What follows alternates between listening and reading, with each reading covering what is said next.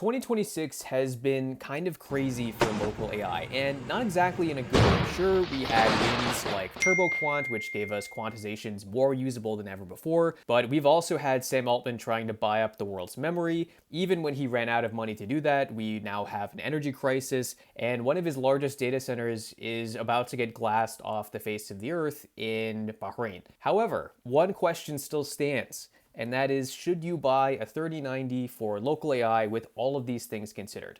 And today, I want to answer that question. So welcome to AI Flux.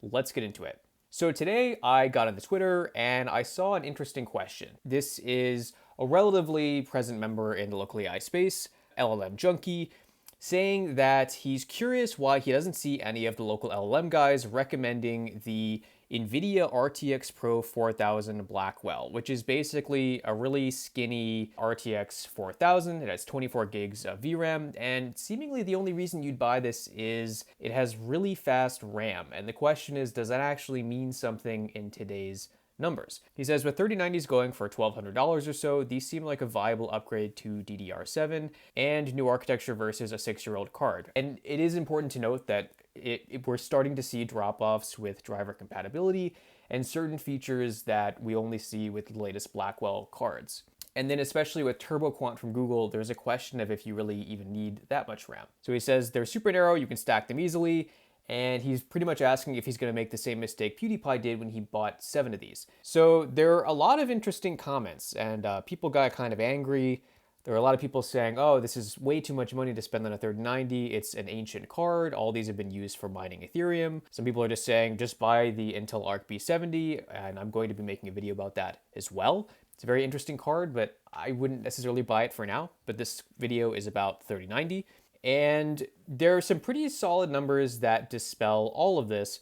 But before I get into that, let me know in the comments what you would do and if you're still holding on to any 3090s. So the question here is whether or not these are still worth buying. They're frankly very expensive, but very quickly, definitely check out Will's company StarSwap, which is a really cool company that helps you sell astrophotography equipment online, which is really cool. nvidia RTX Pro 4000 Blackwell, as cool as it is with all of its specs, ironically is still slower and less feature-rich than the RTX 3090, even in 2026. And it's actually even more expensive. So in this case, it's around $1,700 from Central Computers. I recommend them above any other retailer to purchase from. There are a lot of interesting specs here. So the big ones are PCI Gen 5, GDDR7 memory. So the latest you can get, even though Sam Altman in theory bought all of it, has next-gen video engines, which most people don't really need for local AI unless you're doing a lot of image processing.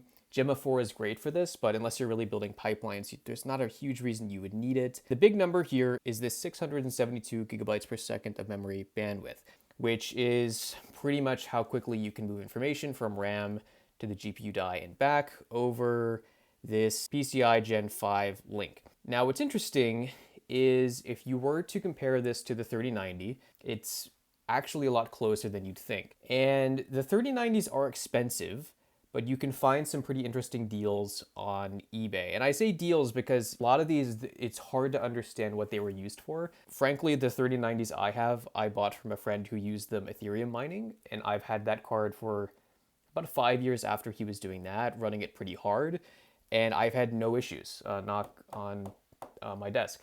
They can work. Granted, these are EVGA cards, so they're really high quality. I've always used good power supplies with them. Some of these are probably not in very good condition. You know, if they've gotten too hot, if they've been badly thermal pasted. A lot of times when people do that, the GPUs die. I'm deliberately not doing that with mine to avoid that. And there's a question, I mean, you're buying, in some cases, GPUs that are over 7 years old for over $1,000. And of course, there's been some inflation. Even before the energy crisis.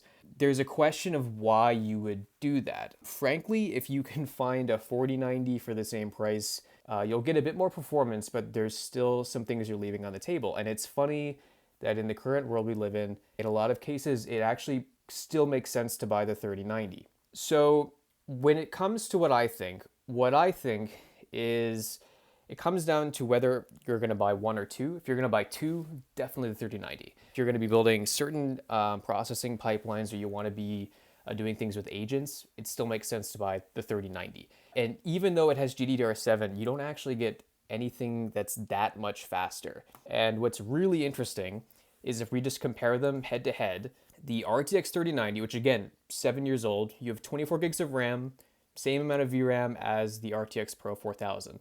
However, the bandwidth you get is around 940 gigabytes per second, which is still around 15% higher than this brand new RTX Pro GPU. Now, in theory, it maybe would be a little bit less stable. You don't have full enterprise driver support, but ironically, the 3090 still has NVLink support.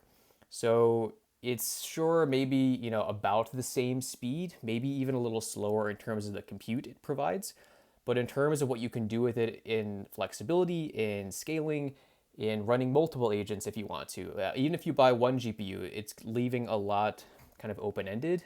And what's also nice is you don't need a new power supply. These work with ancient power supplies that still use the, in my opinion, superior 6-pin and 8-pin connectors. The other thing with the RTX Pro 4000 is to really use it, you have to use a latest gen motherboard, which I actually don't own any motherboards that have PCI Gen 5.0, and you're not really even going to utilize the full lane bandwidth, which is funny. And NVIDIA drivers get kind of pissy when you don't use proper bandwidth kind of links when you interconnect them. If you're using one GPU, it's fine. If you're using two 3090s with NVLink, they don't really care.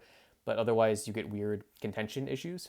Even with just like running small models like Gemma 4 or GLM 4.5, it gets really interesting. And if you want to look at how to run a lot of these models on the 3090 and older GPUs, I would very much recommend looking into 0x0, which I'll link below.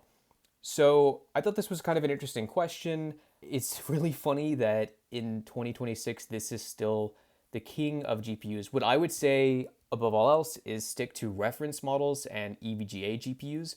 EVGA GPUs have zero warranty support, just so you know that, because EVGA doesn't make GPUs anymore, which is a shame. NVIDIA GPUs likely would potentially have warranty support if they go wrong. I would definitely avoid anything from Zotac and anything with large 3-fan coolers aside from EVGA cards, because the driver support in Linux is not very good. So I was glad to sort of make this quick video. Keep an eye out for my video on the B70 and a number of other GPUs. As always, I hope this was helpful and that you learned something from this, and we'll see you in the next one.